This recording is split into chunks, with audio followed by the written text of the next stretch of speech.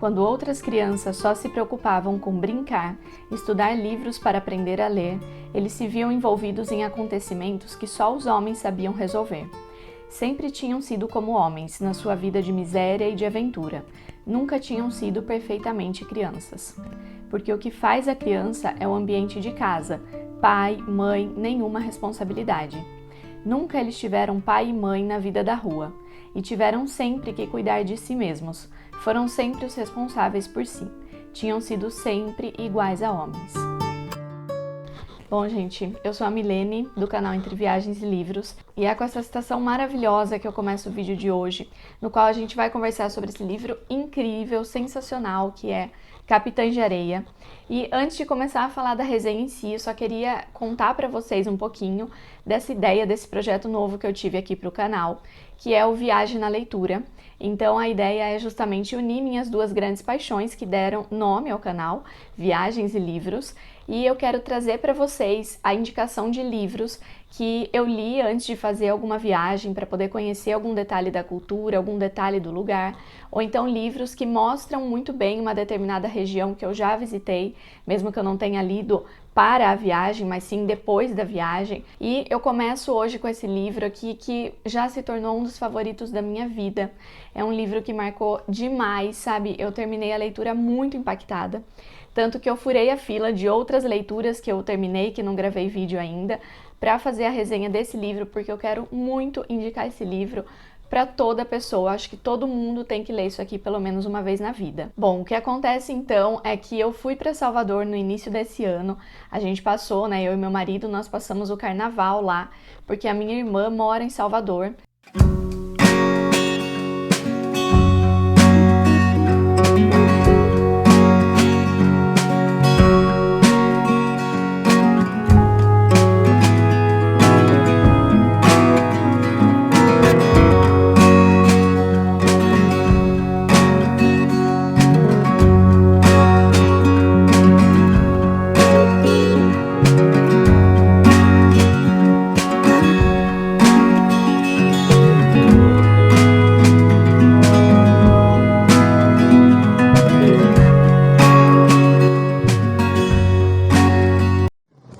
Agora.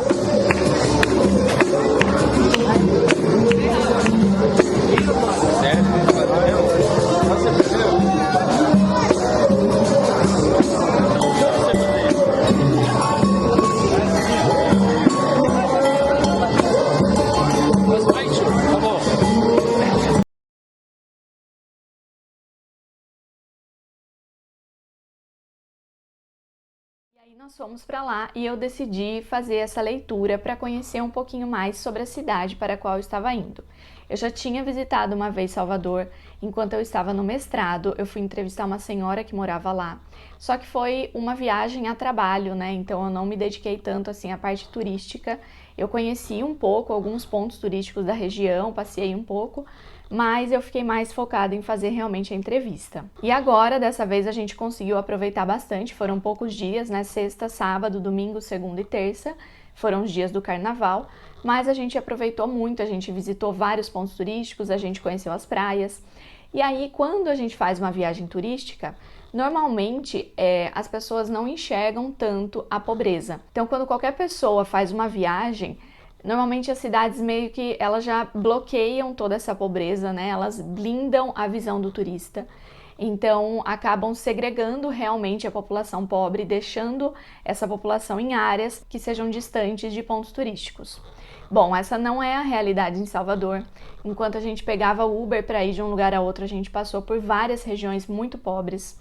Então existe sim uma segregação, só que é uma cidade muito grande, é uma metrópole, e não tem como a gente dizer que não enxerga a pobreza naquela cidade. Então qualquer turista que for para lá vê a quantidade de pessoas que estão vivendo em situações de vulnerabilidade, que são moradores de rua, que vivem da mendicância, que enfim, precisam aí dar um jeito de conseguir o seu próprio alimento por não terem casa, não terem trabalho, não terem outras condições de vida. Isso fica muito claro, né? Em qualquer restaurante que você senta, você vê pessoas passando, pedindo dinheiro, pedindo comida. Então, é uma cidade como qualquer outra grande metrópole que tem muitas pessoas em situações de risco.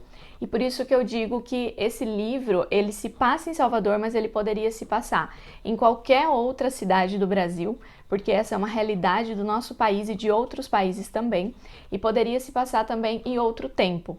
Então, ele foi escrito na década de 30, mas ele é perfeitamente atual. Eu comecei a fazer essa leitura durante a nossa viagem para Salvador, levei tanto que o meu livro está totalmente destruído aqui porque ele molhou.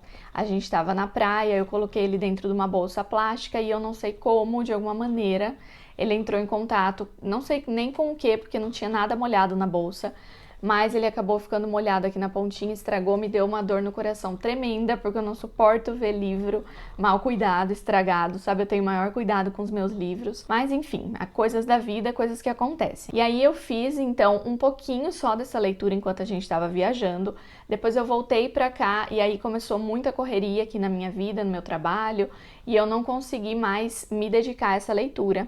Eu tinha lido, sei lá, umas 60, 70 páginas, e aí essa semana eu pude voltar a ler esse livro, né? Eu tive um tempinho e consegui, né, no último feriado que a gente teve aí, me dedicar a ele.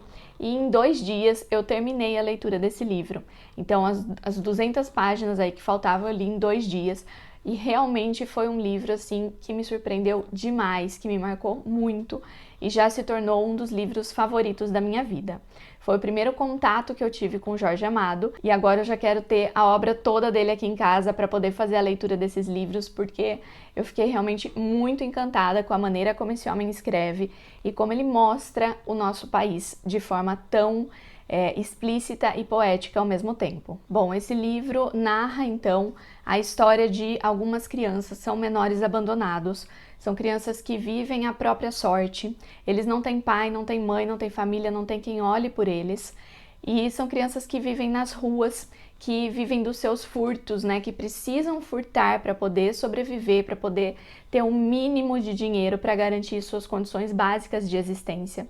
São crianças que, como eu li no início desse vídeo, né, naquela citação, desde muito novas precisaram viver como adultos, precisaram assumir responsabilidades a que nenhuma criança deveria estar submetida, precisaram viver em situações que não são nem um pouco dignas, nem um pouco humanas, e essas crianças acabaram formando um grupo intitulado de Capitães de Areia, né? Eles se chamam assim. Esse grupo de crianças dorme num trapiche, que é um casarão abandonado numa praia, e durante o dia eles saem pelas ruas da cidade procurando alimento, procurando pessoas que eles possam furtar ou então aplicar um golpe e assim conseguir um pouco de dinheiro para sobreviver. Enfim, são crianças que cresceram ali sem ninguém que lhes desse carinho, amor, proteção, segurança, alimento, ninguém que lhes ensinasse nada sobre a vida.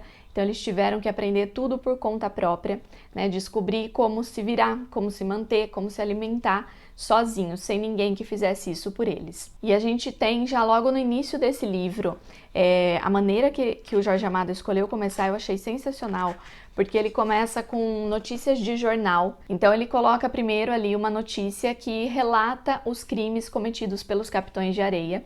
Essa notícia se chama Crianças Ladronas e a gente vê que são notícias escritas de maneira totalmente tendenciosa, que inclusive um jornal aí que presta um desserviço à população, porque tenta induzir as pessoas a pensar de uma determinada maneira, que é criminalizando esses menores abandonados.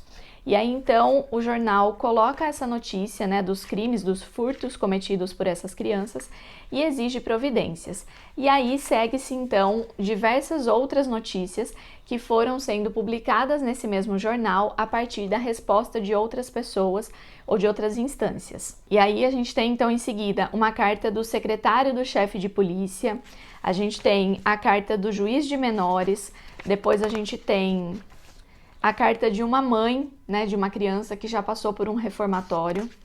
A gente tem a carta de um padre que se dedica a ajudar essas crianças. A gente tem a carta do diretor de um reformatório. Enfim, essas notícias são colocadas aqui pra gente e no rodapé aparece onde elas foram publicadas, em qual página do jornal. Então a gente já vê que esse jornal é totalmente imparcial na própria maneira como ele faz a divulgação das notícias, porque a reportagem que narrava ali os crimes cometidos veio estampada na primeira página com letras garrafais. A resposta do chefe de polícia também estava lá na primeira página. E aí nós temos a carta então de uma mãe cujo filho já passou por uma situação semelhante, já passou por um reformatório, falando também das dificuldades enfrentadas pelo seu filho e tudo mais. E essa carta foi colocada na 5ª página. E depois nós temos a fala de um padre que defende essas crianças e que diz que quando elas são presas e levadas para o reformatório, a vida delas é terrível, que as condições dentro desse reformatório não são nada ideais, estão muito longe de serem as adequadas, né, para que realmente essas crianças pudessem aprender algo. Enfim, essa carta do padre é colocada na 3ª página, num cantinho meio que escondido, e ainda sob o título Será verdade? E depois, quando o diretor do reformatório volta a se pronunciar, a gente tem novamente letras garrafais na primeira página. Enfim, isso mostra pra gente também o poder da mídia, né, que é uma coisa totalmente atual. Se a gente for pensar hoje em dia, quantos programas que não são nem um pouco sérios, que apelam para a audiência de maneiras absurdas, e a gente tem aí diversos desses programas na televisão, nos quais o apresentador foca no rosto de um menor abandonado, no rosto de uma criança, e fala, olha aí o delinquente, olha só, parece uma carinha de criança, parece um anjinho, mas ele roubou tal coisa, é chefe de gangue, é não sei o quê. Então, a gente tem diversos desses jornais hoje em dia, né? E eu odeio esse tipo de programa. Eu acho que realmente é um desserviço à sociedade, mas eu sei que tem muita gente que assiste e que forma a sua opinião através desses programas. Bom, essas notícias também mostram pra gente uma situação que acontece muito no nosso país, que é o fato de jogar a responsabilidade para o outro e não assumir a minha própria culpa. Então, quando o chefe de polícia é questionado por que esses menores ainda não foram apreendidos, ele joga a culpa no juiz de menores. O juiz de menores, por sua vez, joga a culpa no reformatório. Então, cada um deles que deveria ser responsável por atuar junto a esses meninos e fazer alguma coisa, joga a culpa para outra pessoa, se exime da sua própria responsabilidade. E com isso ninguém faz nada, né, para resolver o problema, para ajudar essas crianças. Pessoal, percebam que tudo isso que eu falei para vocês até agora tá assim nas primeiras 5, 6 páginas do livro. Então, para vocês terem uma noção de quanto esse livro é denso em leituras possíveis, né, em compreensões possíveis aí. Bom, enfim, vou continuar aqui com a resenha porque tem muita coisa para ser dita. Nós não sabemos quantos são os capitães de areia. Em um determinado momento aparece aqui que eles são mais de 100, mas a gente não sabe quantas crianças estão realmente nesse grupo. Só que o livro ele traz um foco maior a algumas dessas crianças que são já os mais velhos, né, que estão há mais tempo nas ruas, que fazem parte desse grupo há mais tempo. E é muito curioso que essas crianças, nenhuma delas é chamada pelo nome. Então esse fato de não ter nem o nome como uma maneira de ser reconhecido, ele já tira toda a personalidade dessas crianças. Então ele transforma um ser humano, porque a partir do momento que a gente nasce, a primeira coisa que a gente recebe é o nome. E é através do nome que nós somos conhecidos no mundo. Então essas crianças sem nome, eles perdem essa função social do reconhecimento que o nome traz, do pertencimento a uma sociedade, e eles se tornam mais mais uma criança abandonada. Então eles representam tipos sociais, né? Eu acho que foi uma escolha muito acertada aqui do Jorge Amado em colocar esses apelidos, porque realmente são crianças que são insignificantes perante os olhos da sociedade. Então nem o nome é delas. E esses personagens acabam então representando tantas outras crianças, tantas outras pessoas que nós temos vivendo nessa mesma situação. E esses apelidos, eles têm a ver com alguma característica dessas crianças. Então, por exemplo, a gente tem o Pedro Bala, que é o líder desse grupo, é ele que comanda o grupo, e ele conquistou esse papel de liderança através da sua coragem, da sua agilidade. Então, por isso, Pedro Bala. A gente tem o Sem Pernas, que é um menino que é coxo, ele manca. A gente tem o Professor, que é um menino que, assim, entre o grupo, é o que consegue realmente ler, né? Consegue... Porque tem algumas outras crianças que são alfabetizadas, mas eles são, assim, meramente funcionais, né? De conseguir fazer coisas básicas. E o professor não, ele consegue realmente ler livros, inclusive ele rouba livros para que ele tenha o que ler. E isso foi uma coisa, assim, que me cortou o coração, né? Porque uma criança que quer ler, uma criança que quer conhecer e não tem como. Ele nunca teve acesso à escola, e inclusive num momento do livro eu achei muito bonito que um dos meninos está pensando sobre ele e esse menino diz que o professor meio que adivinhou as coisas, porque ele nunca teve ninguém que ensinasse a ele tudo isso. Então ele aprendeu a ler, ele aprendeu tudo isso por conta própria e por isso ele tem esse apelido. E a gente tem também o gato, que é um menino que vive sempre arrumado, né, que gosta de andar ali, por mais que as roupas sejam rasgadas, remendadas, roupas que eles acharam na rua, enfim, mas que ele tenta se arrumar, né, ele gosta de cuidar da sua aparência. E além dessas crianças que eu citei aqui, a gente tem alguns outros que também são protagonistas aqui no livro, e a gente vai acompanhar então a história desses personagens durante alguns anos, e a gente acompanha também a história de algumas outras pessoas que orbitam ao redor desses personagens. Então a gente tem, por exemplo, o padre José Pedro, que tenta ajudar essas crianças. É um padre que não tem uma paróquia, né? Então ele não tem muitos recursos também, ele não tem muito como ajudar essas crianças, mas ele se preocupa demais com os capitães de areia, ele tenta fazer alguma coisa por eles e justamente por isso ele é recriminado pela igreja. Então vejam, ele é punido, chamam a atenção desse padre por ele fazer justamente aquilo que a igreja ensina, né? Vejam as contradições sociais aí que a gente tem explícitas aqui nesse livro. E, enfim, eu achei muito interessante tudo isso que aparece aqui sobre o papel da igreja, porque, por exemplo, esse padre estava preocupado em ajudar os capitães de areia, mas as beatas que iam à missa não gostavam dessa proximidade, né, das crianças ali circundando a região onde elas estavam. Essas beatas se incomodavam até quando viam esse padre na rua conversando com essas crianças ou ajudando essas crianças, e elas foram então fazer reclamações aí para outros membros superiores da igreja, que acabam chamando o padre e conversam com ele, dizem que ele está errado. Em uma dessas conversas, inclusive, se eu não me engano, é o arcebispo que diz para ele, olha, você não está entendendo o que você está fazendo de errado? Essa beata que veio aqui reclamar, ela é uma das maiores protetoras da religião no estado da Bahia, porque ela faz altas doações para gente. E aí você está preferindo meninos de rua a ela? Então fica muito explícito esse interesse pelo dinheiro dela e como ela dá esse dinheiro para a igreja, ela pode opinar no que a igreja faz ou não. E, inclusive, o padre começa a dizer, né, que esses meninos, eles poderiam ter uma vida diferente se eles tivessem quem os ajudasse, se eles tivessem acesso à escola, à comida, a uma casa, uma moradia digna, né, alguém que cuidasse deles. E aí o arcebispo responde de uma maneira que eu achei, assim, sensacional, que o arcebispo diz, viu, de onde você está tirando essas ideias comunistas, essas inovações soviéticas? Então, a gente não pode esquecer, né, que esse livro foi escrito ali num período em que essa discussão do comunismo estava muito em alta no mundo, mas a gente também precisa lembrar da nossa realidade atual. Eu me lembrei muito nessa cena de um padre, eu não sei se vocês conhecem, né, independente da religião ou qualquer coisa, esse padre faz um trabalho social muito interessante. Ele chama Júlio Lancelotti, inclusive tem um Instagram que divulga as obras dele e tal. E ele acolhe moradores de rua, ele abre a igreja para que essas pessoas durmam, ele busca alimentos e doa roupas, ele faz comida na rua para essas pessoas, enfim.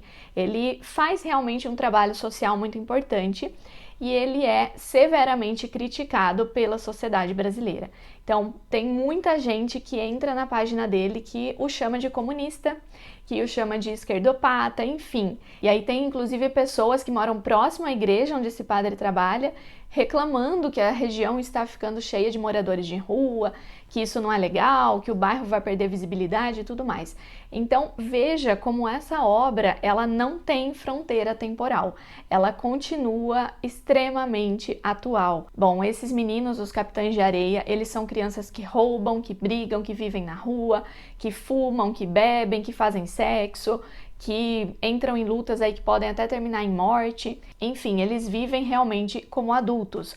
Mas tem um capítulo aqui que é muito bonito, que é uma das coisas mais tristes que eu já li, que se chama As Luzes do Carrossel.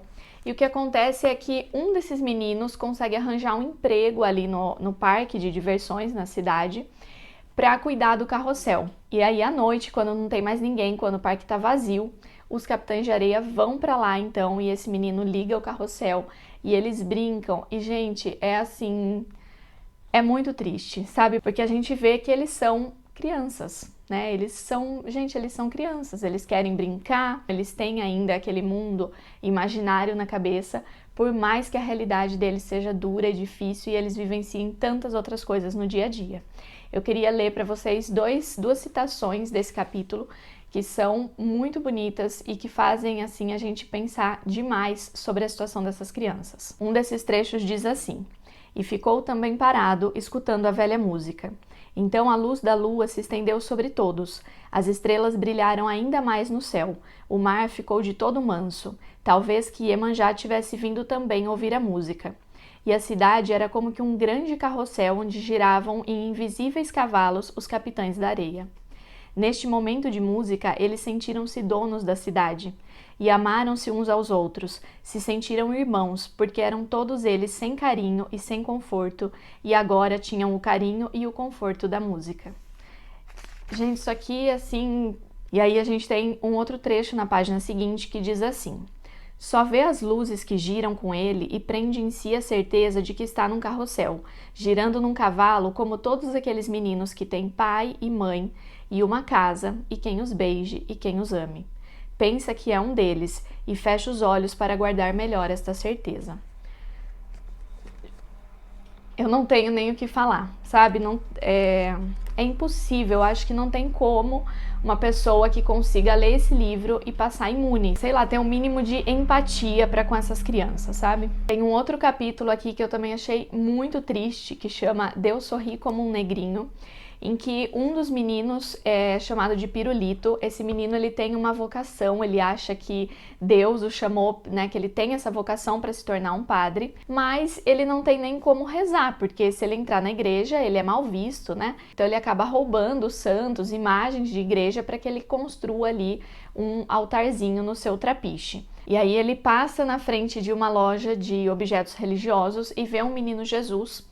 E esse capítulo, gente, assim, leiam, né? Em um momento até ele diz que esse menino Jesus ninguém queria, ninguém comprava, porque todos os outros, de todas as outras imagens, Jesus estava sendo representado como um menino gordinho, bochechudo, de pele clara e tudo mais. E nessa imagem, o artista fez justamente Jesus representado muito magro, né? Só pele e osso, vamos dizer assim. Todos desprezam aquela imagem, exceto ele, que se identifica com o menino Jesus ali presente. Tem um outro momento do livro que me marcou muito, que foi quando o Sem Pernas, ele vai para casa de uma família, porque o que eles faziam? Como o Sem Pernas era pequenininho, ele era ainda mais novo e tal, então ele ia para casa de algumas pessoas, pedia moradia por alguns dias, para ver como era o interior dessa casa, para que depois o grupo pudesse entrar e roubar.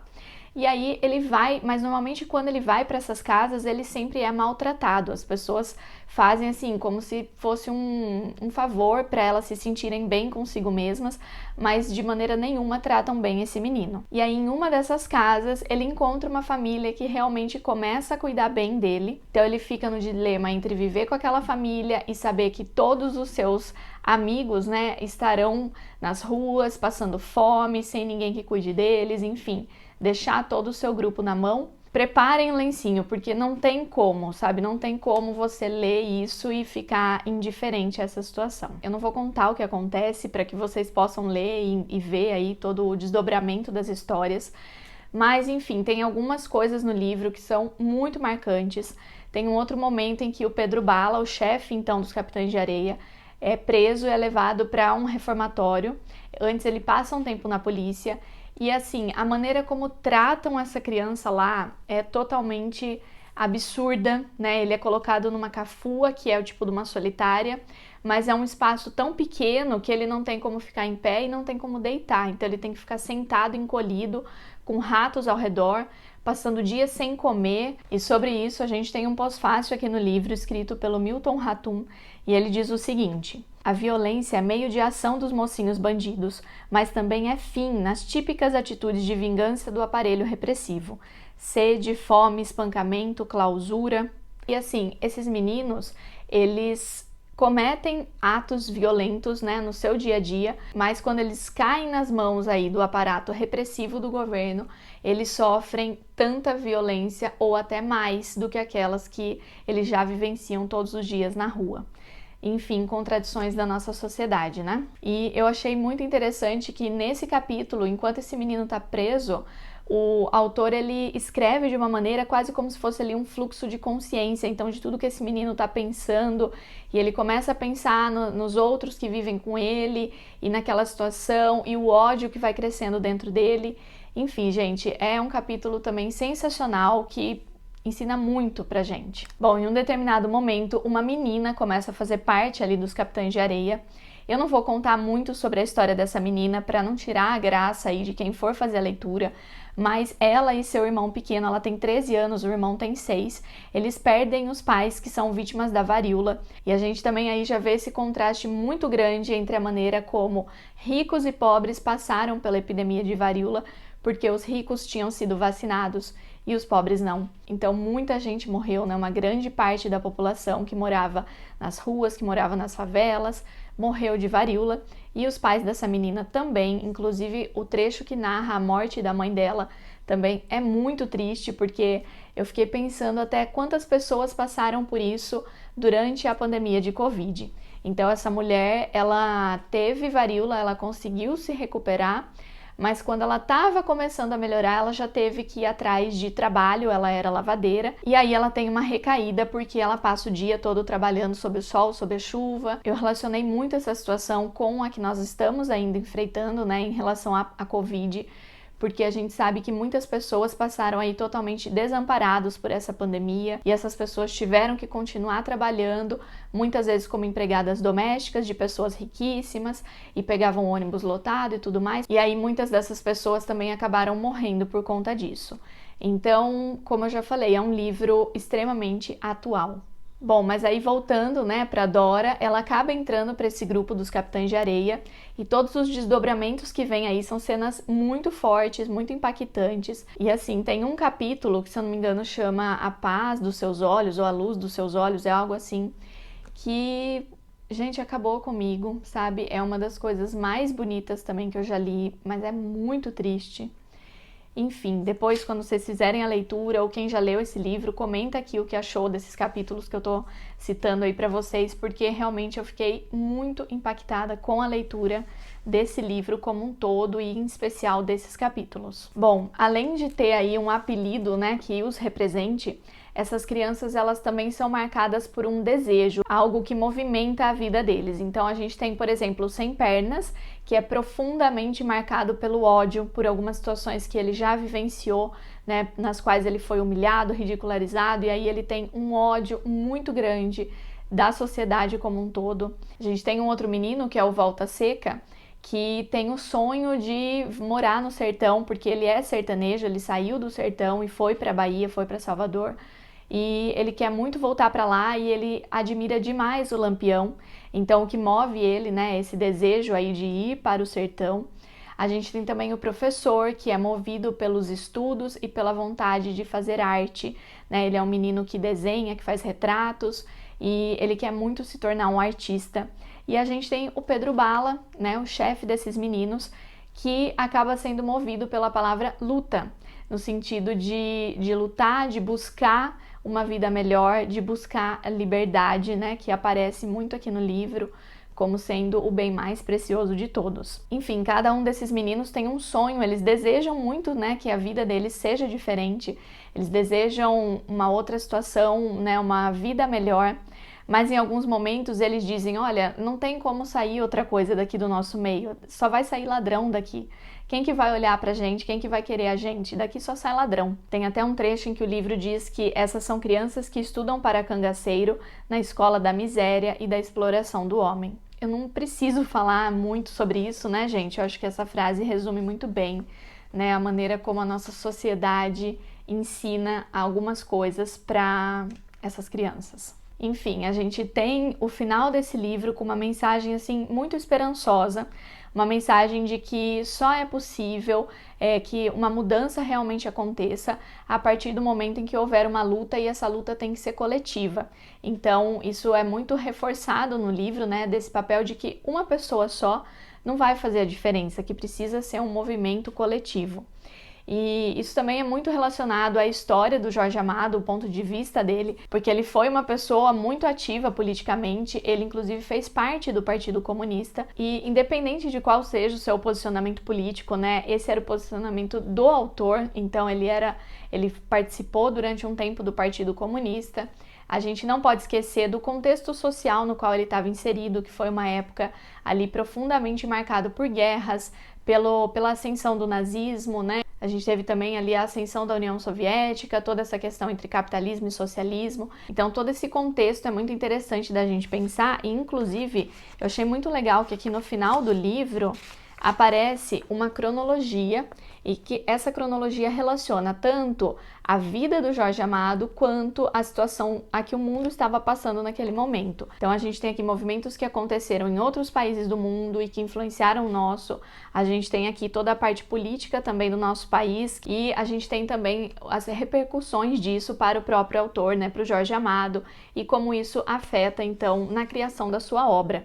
Então ele tem um momento aí da obra que é profundamente voltado para questões sociais. Além desse livro, tem outros que ele publicou que também tratam, né, da questão humana. Por isso que ele é um autor assim conhecido por representar muito bem o povo brasileiro. E a gente tem também aqui no final do livro um trechinho escrito pela Zélia Gattai, que é também uma outra escritora muito reconhecida, e ela foi esposa do Jorge Amado, e ela diz o seguinte: a temática das crianças que vivem nas ruas continua bastante atual. Para escrever Capitães da Areia, Jorge Amado foi dormir no trapiche com os meninos. Isso ajuda a explicar a riqueza de detalhes, o olhar de dentro e a empatia que estão presentes na história. Durante a leitura, eu já tinha ficado profundamente encantada com a escrita do Jorge Amado, e quando eu li esse trecho e soube então que ele realmente foi até lá e conheceu a vida dessas crianças, esse livro ganha toda uma nova dimensão, né? Porque apesar de ser uma ficção, apesar de ser um livro ficcional, ele aborda uma realidade para a qual a gente não pode fechar os olhos. E eu gostaria de terminar esse vídeo com um trecho de uma entrevista que foi dada pelo Jorge Amado. O povo brasileiro vive numa situação de miséria tão grande, tão terrível, e por vezes, como nos últimos 20 anos, numa situação de opressão política tão terrível, que dá a impressão que é um milagre viver no Brasil, que esse povo é tão forte, tão poderoso, esse nosso povo mestiço, que é capaz de milagres como esse, de viver, lutar e fazer a festa num país onde o povo é tão sacrificado. Essa entrevista ela está disponível na Fundação Jorge Amado, que fica em Salvador, na região do Pelourinho. Então, apesar de todos os problemas sociais que o Brasil enfrenta, ele ainda consegue, né, ter essa visão positiva. E sobre isso aqui no livro ele diz o seguinte: aqui tudo é lírico, pobre e belo. Só a miséria dos homens é terrível. Mas estes homens são tão fortes que conseguem criar beleza dentro desta miséria. Bom, se alguém se interessar, a gente tem outras entrevistas com ele aí no YouTube, e eu espero que vocês tenham gostado. Eu espero ter conseguido mostrar aqui um pouquinho da grandiosidade, da importância desse livro. E se você já leu, ou se você fizer essa leitura a partir desse vídeo, por conta desse vídeo, comenta aqui quais foram as suas percepções, as suas opiniões. Vamos conversar um pouquinho sobre essa obra tão importante na história do nosso país. É isso, pessoal. Desculpem aí o longa-metragem, é que tinha muita coisa para ser dita sobre Capitães da Areia. Obrigada e eu vejo vocês no próximo vídeo.